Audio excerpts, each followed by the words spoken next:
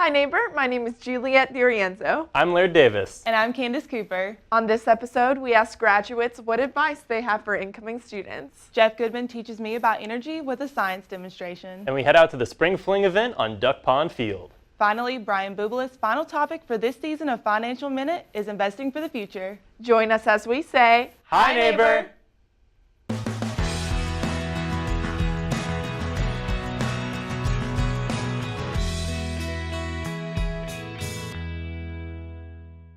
With graduation steadily approaching, we decided to invite some fellow graduates to answer the question, what advice would you give to incoming students? My advice to an incoming student at Appalachian State University is to get out of the classroom.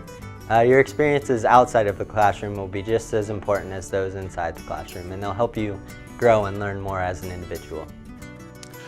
My advice for incoming students to App State is just make sure you stay on top of your schoolwork, study, don't procrastinate like I did, and spend the last end of the semester trying to rush to get stuff done on time. That's the best advice I could give the students. My advice to incoming students would be to take every opportunity you get here. Appalachian State affords us a lot of opportunities, and if you don't take them, you may regret it in the future. My advice to incoming students is get out of your comfort zone. You come into school, it's a new environment. Don't be afraid to make mistakes. Everybody knows that when you're in school, you're here to learn. So whoever you meet, whatever you do in school, whatever your major is, don't be afraid to make mistakes. We're here to learn. That's why we're here, to learn how to do those things. So I think here at school, you've got to be able to learn how to do whatever it is you want to do. And if that's broadcasting, if that's writing, if that's dance, if that's math, whatever the major is, whatever field track you want to go into, learn and by doing. And if you make mistakes, that's fine. But eventually you're going to learn how to do those things. So I think my advice to any students here coming into App State is to meet a lot of new people, make new friends, and get out there, out of your comfort zone, break out of your shell, learn who you are, what you want to do, because that's the only way you will learn what you want to do. My advice for incoming freshmen and incoming students at Appalachian State is just enjoy your time. There's so much to do in the Appalachian Mountains. It's beautiful. Go outside, go on a hike, go explore the Blue Ridge Parkway, go out and do things. Don't stay inside your dorm, don't stay inside of your apartment. There's so much to do inside of Boone and Blowing Rock. And just enjoy your time because you have 4 years, 3 years, 2 years, however long you're going to be here, and you need to live every moment to the fullest. My advice to incoming students would actually be to pack your schedule super tight together.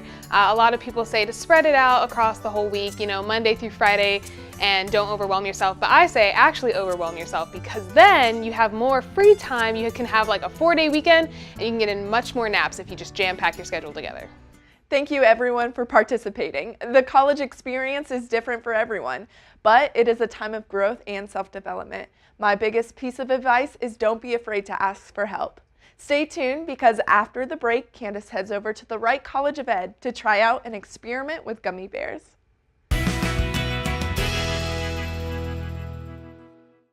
Hi, I'm here with Jeff Goodman at the Wright College of Education, and he's going to show me a fun science experiment today. Hey Kandace, I'm so glad you came out here and we're able to do this outside because this one we need to be able to have in the outdoors. You'll see why in a minute. This is going to be an experiment that shows how much energy is in food. What'd you have for breakfast this morning? I ate a banana, actually. Okay, so a banana is something that grows in the sun, right? Yes. The energy in the banana actually is solar energy. What happens is the sun comes down onto the leaves of the banana plant, and through the process of photosynthesis, that sun's energy is stored in the bonds between the atoms and the molecules of banana. Actually, what photosynthesis does is it synthesizes sugar. It makes sugar out of carbon dioxide and a little bit of the part of the water, the hydrogen from the water. So a plant is making sugar and using the energy that comes from the sun. This gummy bear right here has sugar in it, right? Yes, a lot. Okay, yeah. Well, and if you were going to measure how much energy's in that gummy bear, how would you measure it? By calories. Calories, exactly. That's how your body uses the food that you eat, turns it into heat, maybe turns it into your motion or whatever. it's the calories that do that. That's a measurement of the amount of heat energy that's stored in this. I want to release all the energy in this gummy bear all at once. Okay? Now, when you are releasing the energy of your banana, you have to add oxygen to it. Take a nice deep breath. And you use that oxygen, just like a fire does, to burn the banana. Yeah. Okay, to release the energy in the banana. Well, I'm going to release the energy in this gummy bear by adding oxygen to it, or actually adding it to some free oxygen. Now, I've got a compound right here. I can't make my test tube breathe, but what I can do is I can add in some sodium chlorate, which is a chemical that is very much like table salt, but it has some extra oxygen in it. It's NaClO3. And when I heat it up, the oxygen will be freed up, okay? And so we'll get free oxygen. When this is liquid, there will be a lot of free oxygen in it. I'll drop a gummy bear in, and the energy that's stored in that gummy bear will be released. So I've got to heat it up. But before we do that, go ahead and put on those goggles. I'm going to get some on myself. Okay, here we go. Get this guy going. Okay, and I'm just going to heat this up in this test tube until the sodium chlorate is melted. And when it's melted, like I said, there will be some free oxygen to burn the gummy bear.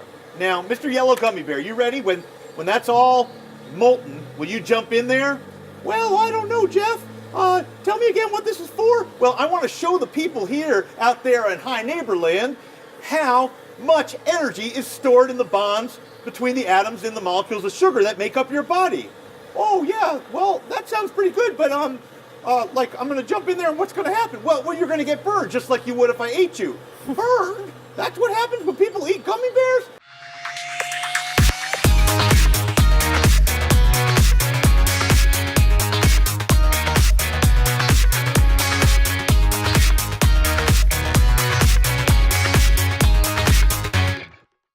I'll do it. I'll do it. For photosynthesis, I will do it. Will you, Mr. Green? You'll jump in there and release the energy stored in the bonds between the atoms and the molecules of sugar that make up your body, the energy that came from the sun? I will do it for human beings, for knowledge, for truth. I will jump into the molten sodium chlorate where there is all that free oxygen, and I will release the energy. I will sacrifice myself for knowledge.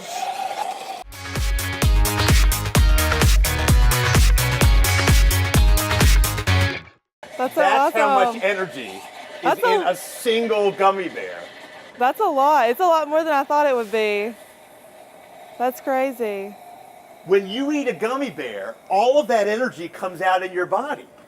And yet how come you don't have a big hole burn in your stomach every time you eat a gummy bear? Yeah, how does that happen? Well, because all the molecules of sugar get distributed all through your body to all the cells in your toe and your liver and your brain and your knee, and just molecule by molecule, burning just is enough to run those cells.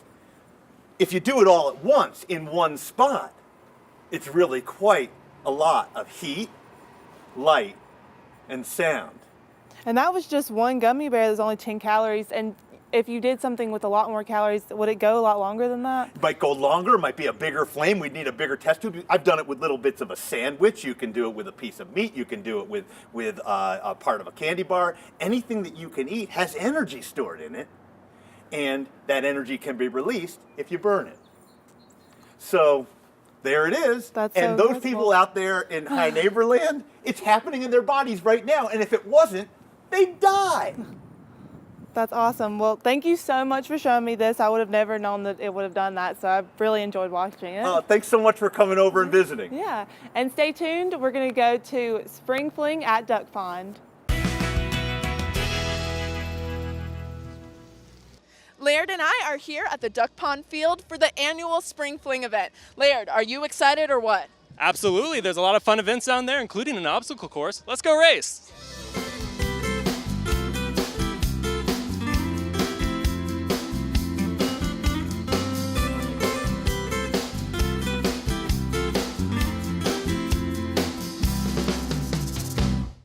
Hello, I'm here with Matthew Rayner. He is the president of the Apps Club. Today, as you see behind me, is the Spring Fling event here on Duck Pond Field. Matthew, do you mind telling us a little bit about what Apps is? Absolutely. So APPS is the Appalachian Popular Programming Society. We are a 30-plus-year-old organization that brings programming to campus in the form of events like this that are novelty events. We have make and takes here, inflatables, and then we also have other events across campus around the year, and those include concerts and films as well. Yes, I definitely felt the inflatables on my face a couple times because I did the jousting event and it was so much fun. It's so cool that APPS brings this to campus. Tell me about your personal involvement with APPS. Absolutely. So I've been involved in APPS since my first year here in college. So it's been 4 years since I started my involvement with the organization. And at first I was a general member, and over the years I have climbed my way up the ranks in the leadership positions that are offered within the organization. And so this is my 4th year, and I've served as president. And honestly, I couldn't be more proud of this organization. And honestly, all of the members that are in this organization truly care about the students here on this campus, and that's why they host events like this. Yeah, what is the community like working with APPS and then bringing these events to campus? Absolutely. So the community in APPS is almost like a second family, and a lot of people find their sense of belonging in our organization, which is something that we really pride ourselves on. Additionally, we hope that our programming, hopefully through representation in concerts or events like this, provide a community and a sense of belonging for the students who attend them. And is it difficult to balance a full school schedule on top of being the president? I think any position in APPS is difficult sometimes to balance with school, because I think everyone who's in APPS really puts their whole heart in this organization, and that's what makes this organization so great. And so I really think that all members of this organization sometimes have struggles, but I think at the end of the day, all of our advisors and all of our leadership team really support the idea that academics come first. So I really don't see it as a huge problem, but I think every organization struggles with that. Of course. Well, thank you so much for joining me. I can't wait to see what else is on Duck Pond Field.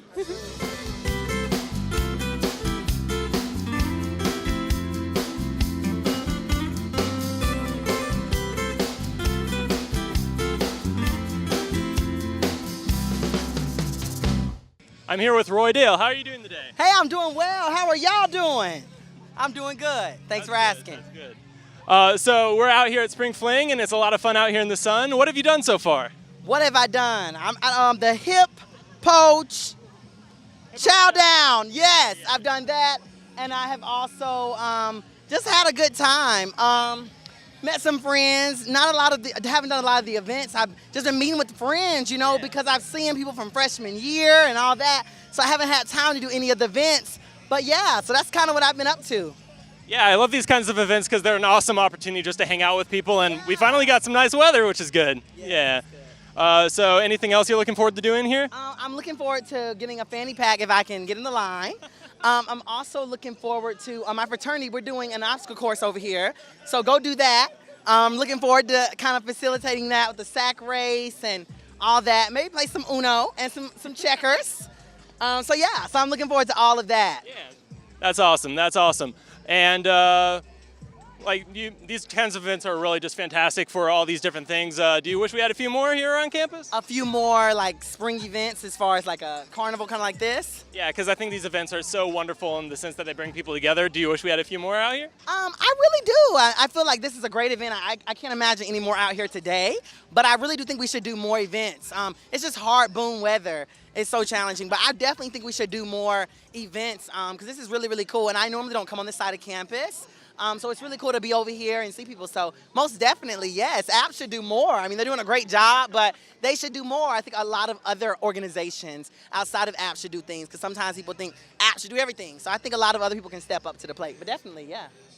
Absolutely. And before I let you go, any sort of fun things to say to people who are enjoying this, about to head off to summer and that kind of thing? Yes. You are a mountaineer, and if you aren't here, I don't know where else you're gonna be. So I would like to say, come out. I mean, get out. It's a nice day, and meet some people, see some people you haven't seen for some years, fellowship with the Boone community. That's all I gotta say. This was fun. All right. Thank you very much, Roy Dale. Of course. You have a good you. one.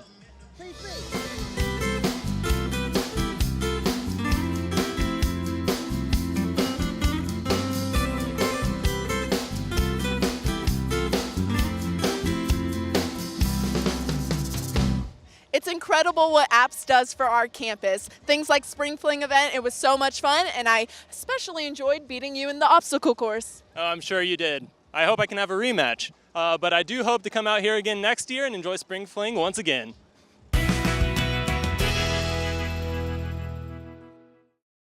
Bryan Bouboulis is here again for our last financial minute of the season. Today, he talks about saving and investing for the future. Bryan, take it away. Thank you, Juliet. Saving for retirement is very important. You need to start early, and time is your ally. Personal financial management is only 20% knowledge and 80% discipline.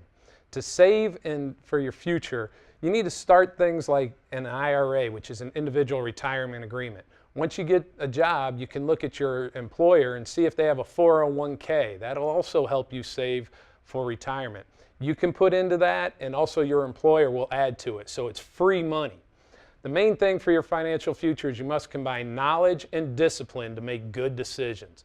To learn more about your personal finance and management and your future, register for Finance 2860. I'm Bryan Bouboulis with your Financial Minute.